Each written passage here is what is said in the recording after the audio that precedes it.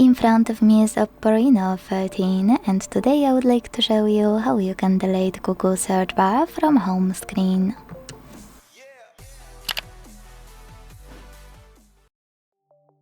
Begin by holding your search bar and waiting for Remove Widget pop-up to show. When it does, tap on it and hit Remove in this pop-up to confirm your choice. So when I do that, as you can see, my search bar was successfully deleted. Don't worry though, I will always show you how to restore it, so I will also show you on this OPPO.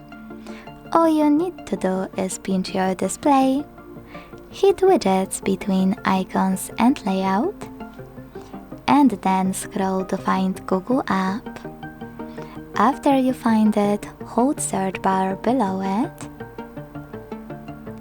Here, drag it to the perfect place on your screen and let go. Then tap on the home button. Thanks so much for watching. If you enjoyed this video, leave a like, comment and subscribe. Bye!